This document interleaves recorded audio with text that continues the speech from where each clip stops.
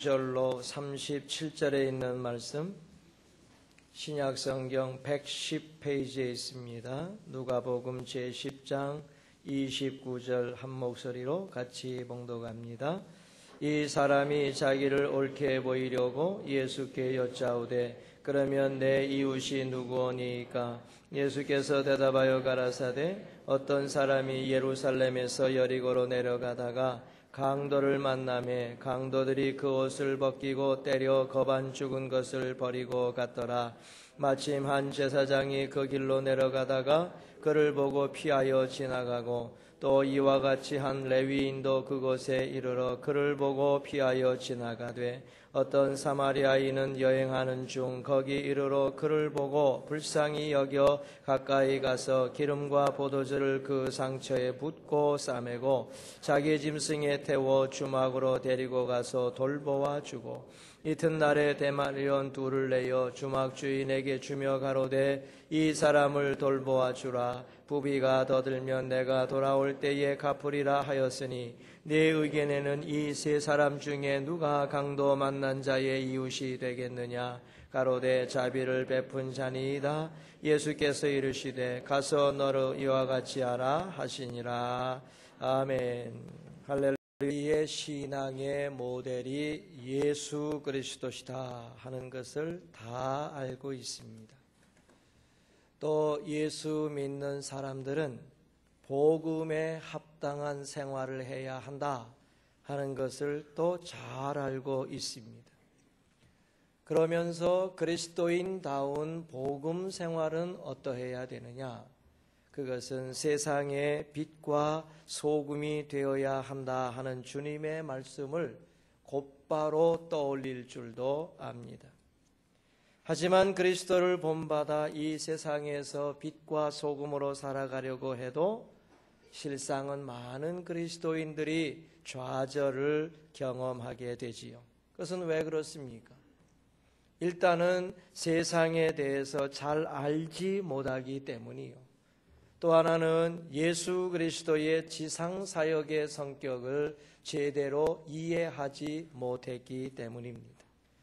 흔히 하는 기도, 죄 많고 곤고한 세상이 뭐 이렇게 하는 그 문구가 우리 예수 그리스도를 믿는 사람들이 아는 세상의 전부이고 그리스도인들이 이 사회에 대해서 할 수 있는 유일한 책임은 바로 복음 전도이다 라고 생각했기 때문입니다.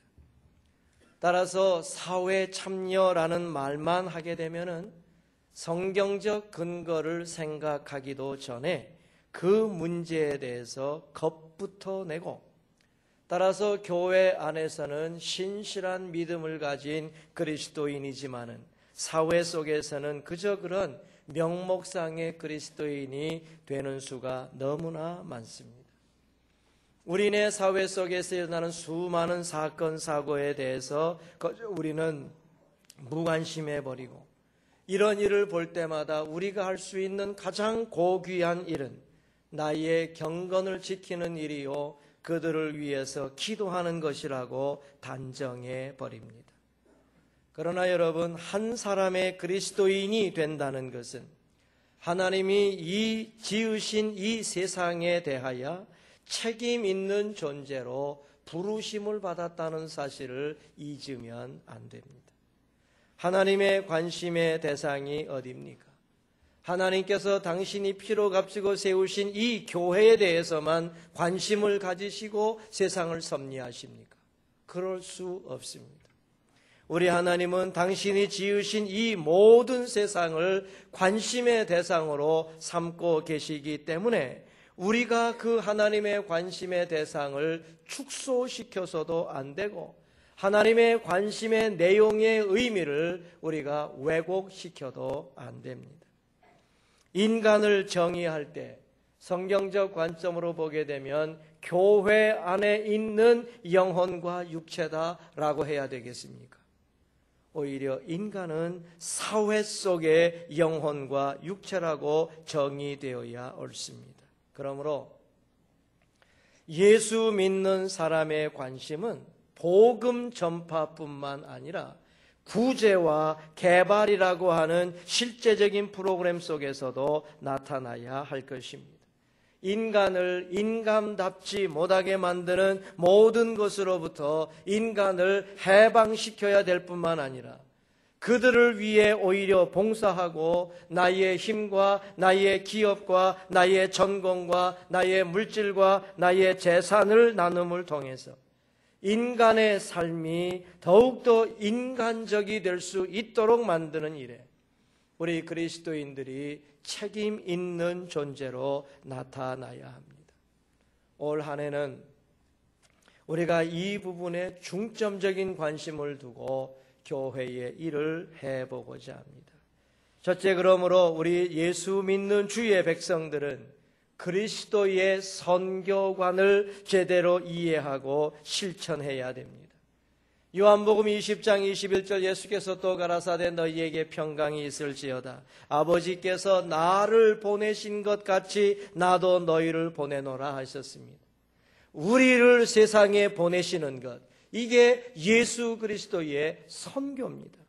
그러나 여러분, 이 구절을 제대로 이해하기 위해서는 예수의 말씀을 몇 가지 더 상고해 보아야 하는데, 누가복음 4장 18, 19절을 보니 주의 성령이 내게 임하셨으니 이는 가난한 자에게 복음을 전하게 하시려고 내게 기름을 부으시고 나를 보내사 포로된 자에게 자유를, 눈먼 자에게 다시 보게 함을 전파하며 눌린 자를 자유케 하고 주의 은혜의 해를 전파하게 하려 하심이라 하였더라 하고 말씀했습니다. 예수께서 이 땅에 오신 것은 복음을 전하는 문제뿐만 아니라 포로된 자와 눌린 자에게 자유를 선포하고 눈먼 자에게 광명을 주시고자 오셨다는 것입니다. 예수는 사도행전 1장 8절, 위대한 위명이죠. 다시 말씀드리면 땅끝까지 이르러 내 증인이 되라고 하는 전도의 명령을 우리에게 주셨을 뿐만 아니라 마태복음 22장 39절에서 내 이웃을 내 몸과 같이 사랑하라고 하는 위대한 계명을 아울러 주신 분입니다. 한쪽으로는 복음을 땅끝까지 전하라 말씀하시고 한쪽으로는 내 이웃을 내 몸과 같이 사랑하라고 명령하신 분이 주님이십니다. 그러므로 여러분, 예수 그리스도의 선교관은 세상에 관심이 없는 구원 이기주의가 아니에요.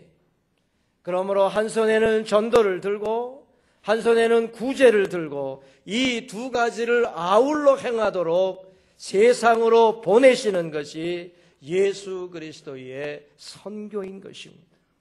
사도들은 하나같이 선행의 필요성을 강조합니다.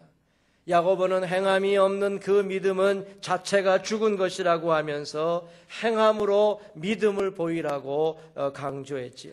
야고보서 2장 17, 18절 이와 같이 행함이 없는 믿음은 그 자체가 죽은 것이라. 혹이 가로되 너는 믿음이 있고 나는 행함이 있으니 행함이 없는 내 믿음을 내게 보이라. 나는 행함으로 내 믿음을 내게 보이리라. 내가 행함을 통해서 내가 믿음이 있다는 것을 너에게 보여주리라 말씀했어요. 사도 요한의 메시지도 동일합니다. 요한일서 3장 17, 18절 누가 이 세상 재물을 가지고 형제의 궁핍함을 보고도 도와줄 마음을 막으면 하나님의 사랑이 어찌 그 속에 거할소냐. 자녀들아, 우리가 말과 혀로만 사랑하지 말고 오직 행함과 진실함으로 하자 말씀했지요. 사도 바울의 강론도 마찬가지입니다. 디도서 2장 14절 그가 우리를 대신하여 자신을 주심은 모든 불법에서 우리를 구속하시고 우리를 깨끗하게 하사 선한 일에 열심하는 친백성이 되게 하려 하심이니라 말씀을 했어요. 너희들을 왜 구원했냐? 우리를 구원하신 이유는 우리를 거룩하게 만드시기 위함이요 동시에 선한 일을 열심히 하는 백성 되게 하기 위함이라고 말씀을 했습니다.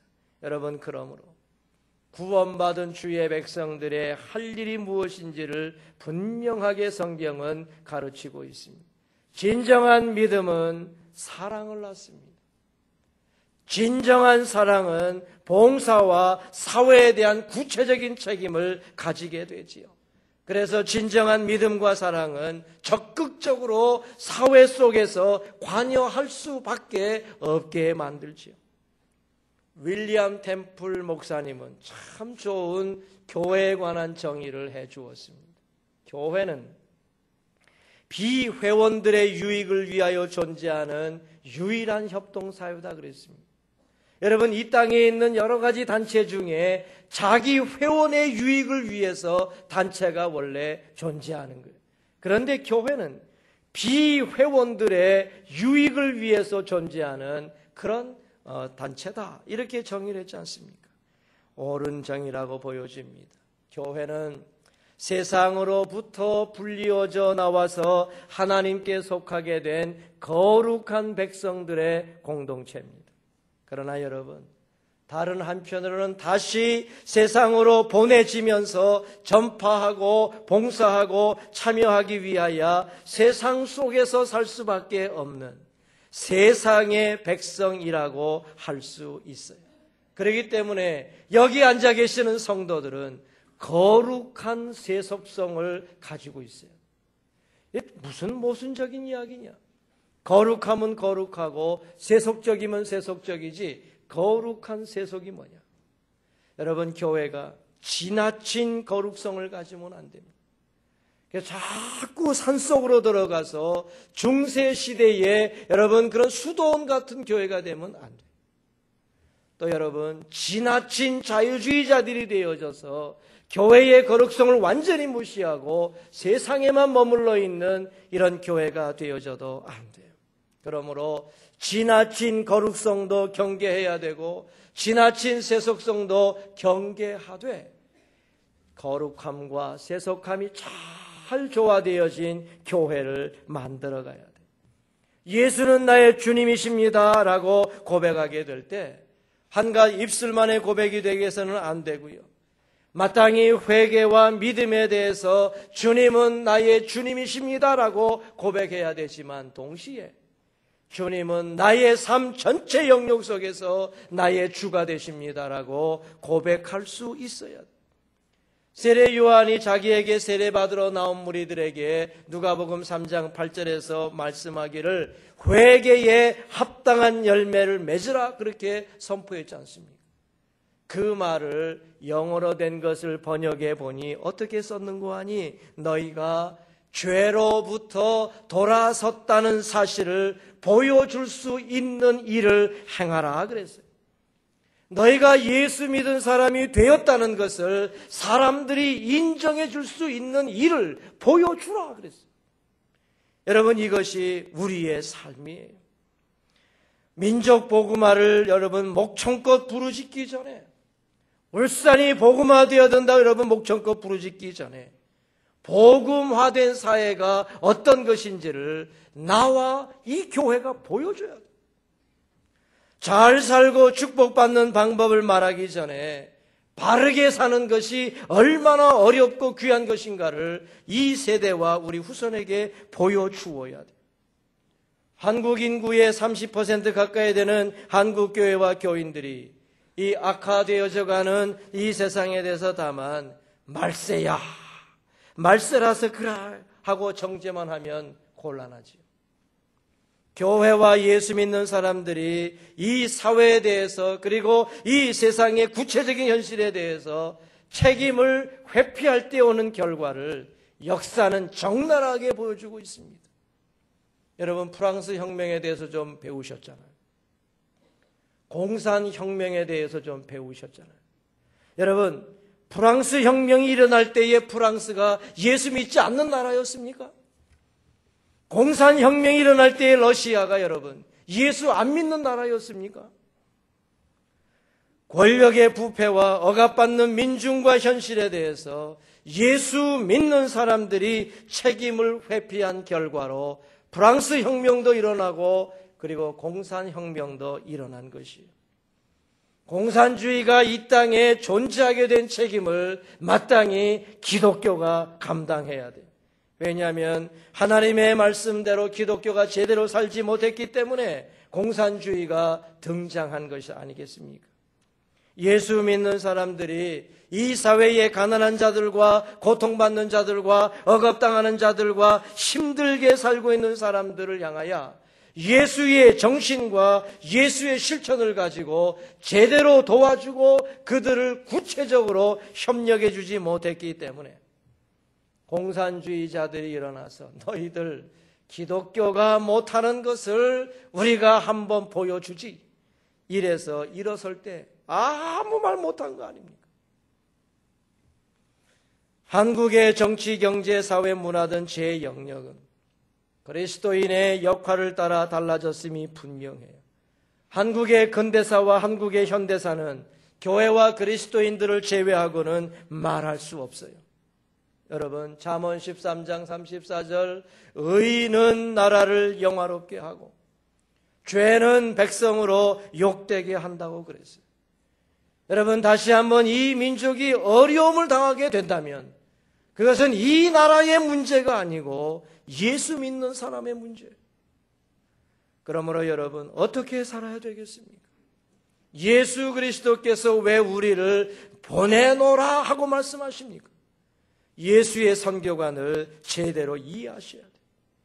두 번째로 여러분, 그리스도의 선교관을 실천하는 방법은 딱 두 가지예요. 선교관을 실천하는 방법은 두 가지밖에 없어요. 하나는 뭐냐? 도피요. 하나는 참여입니다. 이 두 가지 위에 방법이 없어요. 도피가 뭐냐? 빌라도처럼 손을 씻는 모습을 가지는 것입니다. 마태복음 27장 24절 빌라도가 아무 효험도 없이 도리어 밀란이 나려는 것을 보고 물을 가져다가 무리 앞에서 손을 씻으며 가로되 이 사람 예수의 피에 대하여 나는 무죄하니 너희가 당하라. 본디오 빌라도의 경우에서 우리가 본 것과 마찬가지로 손을 씻는다고 해서 여러분 그 책임이 없어지는 것이 아니란 말이에요. 도움을 요청하는 절규에 대해서 마음을 무감각해서 세상을 거부하고 등을 돌리는 삶을 우리는 칭하여 도피라고 말합니다. 빌라도는 마땅히 책임질 일에 대해서 도피함으로써 책임지지 않는 사람의 표상이 됨으로 말미암아 전 세계 그리고 전 세대를 통하여 부정적인 사람의 표상으로 여러분 고백되고 있지 않습니까? 그와 반대로 참여는 심령 깊은 곳에서 어쩔 수 없는 하나님의 사랑의 강권함을 받으면서 세상을 향하여 얼굴을 돌리게 될 때 오히려 돌아오는 것은 수치뿐이요.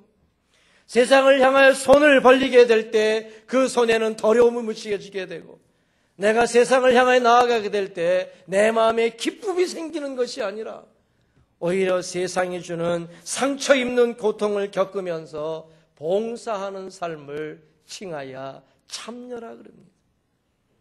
성경의 비유 가운데 유명한 누가복음 16장의 부자와 나사로 비유가 있어요. 예수께서는 분명히 말씀해 주시기를 가난한 자의 궁핍에 대한 책임이 부자에게 있다. 그렇게 말씀하지 않습니다. 그러나 부자는 자기 문 앞에 앉아있는 거지를 무시했고 그 궁핍한 처지에 대하여 아무런 조치도 취하지 아니하였고 가난한 자의 궁핍을 해소하기 위하여 자신의 넉넉한 것을 나누어 주지도 아니했을 뿐만 아니라 나사로를 비인간적으로 만든 경제적 불균형의 상황에 대하여 자신이 충분히 그 문제를 해소할 수 있었음에도 불구하고 그 상황을 묵인하였기에 죄가 있어요. 한마디로 부자는 나사로를 학대하였기 때문이 아니라 무관심과 무자비로 인하여 지옥에 간 것이. 성경의 비유는 한 가지 중심 사상을 이해하는 데 필요해요. 이 부자와 나사로 비유는 행위 구원을 전혀 가르치지 않습니다. 그러나 부자와 나사로 비유는 어떻게 구원을 얻을 수 있느냐 하는 문제를 가르치는 비유가 아니라 구원받은 사람들이 어떻게 살아야 하는지를 가르쳐주는 비유라는 것을 아셔야 돼요. 여기 앉아 계시는 주의 사랑하는 백성들이 구원받았지 않습니까? 그러므로 여러분들은 구원받는 문제에 대해서 부자와 나사로의 비유가 필요 없어요. 중요한 것은 어떻게 살아야 우리가 음부를 피할 수 있겠느냐 하는 것을 깨달아야 된다는 거죠. 나사로가 부자의 문 앞에 앉아 있었듯이 현재 우리의 어려운 이웃도 우리의 문 앞에 앉아 있음을 알고 계셔야 돼요. 어떻게 하시겠습니까? 빌라도처럼 손을 씻으면서 도피할 것입니까? 아니면 오늘 본문에 나오는 사마리아 사람처럼 그에게 찾아가서 손해보고 여러 가지 힘들고 어렵고 위험을 감수하면서까지라도 기꺼이 참여하시겠습니까? 그리스도인들은요, 세상을 전적으로 긍정할 수도 없고요, 세상을 전적으로 여러분 부정할 수도 없어요. 그래서 어떤 사람은 복음 전파와 사회 활동을 가위의 양날개로 표현하고 새의 양날개로 표현을 하고 있습니다. 여러분, 그러므로 소위 교회에 두 날개가 있다면 하나는 전도요, 하나는 구제입니다. 예배하는 교회, 하나님 앞에 신실한 모습으로 예배에 성공한 교회는 전도와 구제를 제대로 감당하게 될 때에 하나님의 사명을 제대로 감당한다 할 수 있습니다. 우리 사랑하는 성도님들, 그리스도의 선교관을 제대로 이해했다면 참여할 것이냐 도피할 것인가를 제대로 결정하시면서 하나님 앞에 기쁨으로 헌신하는 주의 귀한 성도들이 되시기를 바랍니다. 마지막으로 이 그리스도의 선교관을 우리 세대에서 반드시 실천해야 돼요. 이 엄숙한 직무를 여가 시간을 활용해서 또는 보너스식의 사고방식으로는 불가능합니다. 여러분, 고난을 달게 받으려는 수고가 전제되지 않으면 아니 돼요. 베드로전서 2장 20절 21절을 보면 죄가 있어 매를 맞으면 무슨 칭찬이 있으리요? 오직 선을 행하며 고난을 받고 참으면 이는 하나님 앞에 아름다우니라. 이를 위하여 너희가 부르심을 입었으니 그리스도도 너희를 위하여 고난을 받으사 너희에게 본을 끼쳐 그 자취를 따라오게 하려 하셨느니라 말씀했어요. 우리를 부르신 이유가 뭐라 그랬습니까? 선을 행하면서 고난을 받고 참는 것이 하나님의 뜻이요, 이 뜻 때문에 우리를 구원하여 부르셨다 그랬어요. 그러므로 여러분, 우리가 참여할 때에 칭찬받는 게 아니에요. 우리가 참여하게 될 때에 따라오는 것은 분명히 선을 행하는 일인데 찾아오는 것은 고난이에요. 그러나 이것을 참으면 은혜롭고 아름다워서 하나님이 종국적인 축복을 우리에게 주시는 것 아니겠습니까? 여러분, 역사는 반복됩니다. 역사는요, 선을 위하여 그리고 고난받는 무리들에 의해서 정화되어지는 것이고 올바른 곳으로 나아가는 진보가 있게 되는 것입니다. 의를 위하여 핍박을 받는 자는 복이 있나니 천국이 저희 것임이라는 주님의 말씀을 우리의 삶 속에 이루기 위해서 하나님과 그리고 나와 그리고 세상에 대해서 치우침 없는 믿음과 생활을 가지면서 복음을 전하고 적극적인 사회 활동을 통해서 우리가 십자가의 사명을 감당해야 된다는 확신이 우리에게 있어야 되는 거예요. 벌써 40년 전 1966년의 미국의 선교회의는 휘튼이라는 도시에 모여서 휘튼 선언문을 선포한 적이 있습니다. 그 선언에 보면은 모든 피조물을 향하여 가장 먼저 해야 될 것은 복음 전파다. 그리고 다시 한번 복음주의적 사회 활동을 수반한 예수 그리스도의 증거가 필요하다. 이렇게 말했어요. 벌써 40년 전에 미국 교회는 한쪽으로는 복음 전파가 우선이요, 한편은 그들을 온전하게 만드는 사회 활동이 하나가 되어야 된다고 선포를 했습니다. 이런 것에 대해서 인류가 평등하고 인종에 대하여 편견을 갖지 말고 인간의 자유와 모든 형태의 사회 정의를 공식적으로 확고하게 만들도록 교회가 애를 써야 된다고 촉구를 했습니다. 이것은 옳은 선언입니다. 교회가 감당해야 될 사명이, 복음은 뿌리이기 때문에 한편으로는 복음 전파와 한편으로는 사회적 책임의 모든 열매를 맺어야 옳습니다.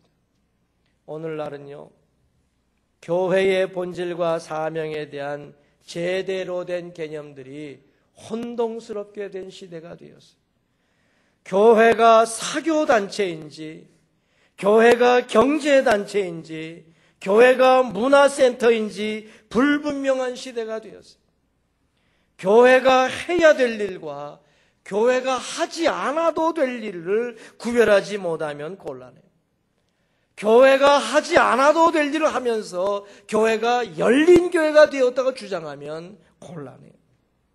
교회로서 포기해서는 안 되는 일과 교회가 감당하면 좋은 일, 또는 교회가 감당하지 않아도 충분한 일, 이런 것들을 구분할 줄 알아요. 그래서 교회의 역량을 온전하게 집약시켜서 하나님의 뜻을 이루어 가야 돼요. 교회가 사회에 다가간다는 명분 아래서 교회의 여러분 본질을 포기하면 안 됩니다. 우리 주변에 어려운 사람이 많아요. 경제적으로 생존에 필수적인 것을 박탈당한 궁핍한 사람들, 가난한 사람들이 있어요. 사회적으로 여러분 인간적 부정의의 무력한 희생물인 억압된 사람들이 있어요. 자기의 권리를 제대로 주장하지 못하는 나그네 같은 사람들이 있어요. 이러한 것들은 여러분 하나님께서 반대하시는 사회학이기 때문에 우리는 한편으로는 후히 베푸는 마음을 가지고, 한편으로는 여러분 자족하는 소박성을 배양하지 않으면 이 일을 감당할 수 없어요. 우리의 대적은 소유가 아니에요. 우리의 대적은 부자가 아니에요. 예수 믿는 사람도 부자가 돼야 돼요. 예수 믿는 사람도 소유를 많이 해야 돼요. 우리의 대적은 소유가 아니라 남용이요, 우리의 대적은 오용입니다. 그러므로 여러분, 우리들은 잘못 사용하고 마구 사용하는 것을 원수같이 여길 줄 알아야 돼요. 성도는 두 단어, 디아코니아라는 헬라어와 마르뚜리아라고 하는 헬라어를 기억하며 살아요. 디아코니아라고 하는 말은 봉사요, 마르뚜리아라고 하는 말은 생명되고 증거한다는 뜻입니다. 이것은 나눌 수 없는 한 쌍의 신앙적인 삶입니다. 하나님이 만드셨고 하나님을 닮은 존재들이 거주하고 있는 세상으로 이 디아코니아와 마르뚜니아를 들고 가셔야 돼요. 예수께서 위하여 들어오셨으며 지금은 우리를 보내고 있는 그 세상으로 우리가 그리스도를 위하여 살며 그리스도를 사랑하고 그리스도를 증거하고 그리스도를 섬기기 위하여 고통당하고 죽을 수밖에 없는 투기장 같은 세상 속으로 우리가 들어가야 되는 거예요. 여러분, 세상에 들어갈 때 조건이 있어요. 철저하게 세상 사람이 돼야 됩니다. 세상에 들어가서 세상 사람이 돼야 돼요. 이게 첫 번째 조건이에요. 두 번째 조건은 아무리 세상 속에 들어가도 여러분 예수인의 가치관을 잊어버리면 안 돼요. 이것을 같이 어울리기가 얼마나 어렵습니까? 철저하게 세상적인 사람이 되면서 끝까지 그리스도의 정체성을 잃지 않는 사람이 되어야 세상을 변화시키는 세력자가 되는 것입니다. 역사 전반에 걸쳐서 여러분 다수에 의해서 역사는 변화되지 않았습니다. 역사는 소수에 의해서 변화되었습니다. 구약의 여러분 위대한 역사는 누구를 통해서 일어났느냐? 목동 다윗이에요. 골리앗이 볼 때에 젖이나 더 먹고 오라 그랬어요. 그리고 나를 개로 여겨서 몽둥이를 들고 나왔느냐 할 정도로 여러분 우스꽝스러운 존재였던 다윗을 통해서 구약의 위대한 역사가 이루어졌잖아요. 또 한 가지 여러분 가장 놀라운 것은 우리 하나님은 강한 자와 손잡지 않는다는 것이죠. 우리 주님은 천한 자와 비천한 자와 겸손한 자와 작은 자와 손을 잡으시고 주의 일을 이루어 가시죠. 그 대표가 누굽니까? 마구간에 태어나신 연약하기 짝이 없는 아기 예수를 통해서 세상을 구원할 계획을 우리 주님이 세우셨지 않습니까? 여러분, 그러므로 연약한 존재라고 비관하지 마십시오. 무력한 존재라고 여러분 스스로 비하시키지 마세요. 여러분이 연약할수록, 여러분들이 미천할수록, 여러분들이 약할수록 주의 강함이 우리에게 들어오기 때문에 내가 한 손에 구제를 들고 내가 한 손에 전도를 들고 예배하는 삶을 가지고 세상 속으로 진군에 들어가게 될 때 우리의 연약한 한 사람을 통해서 하나님이 이 세상을 변화시킬 수 있도록 역사해 줄 줄로 믿으시기를 바랍니다. 그래서 이런 역사를 통하여 이 세상을 변화시키면서 하나님의 귀한 뜻을 이루어 가시는 우리 귀한 성도 모두가 되시기를 바랍니다. 기도하겠습니다. 하나님 우리 아버지, 너무나 귀중한 믿음과 구원을 우리에게 선물로 주셨지만 우리는 지금까지 너무나 그저 그렇게 어떤 때는 은근히 빌라도가 손을 씻으면서 나는 모른다는 것을 가장 용감한 행동으로 보면서 지금까지 살아온 것이 아닌지 모르겠습니다. 사마리아 사람처럼 그에게 다가가서 씻겨주며 부어주고 내 부비를 대주면서 이렇게 살아갔던 것을 우습게 여겼던 것이 우리가 아닌지 모르겠습니다.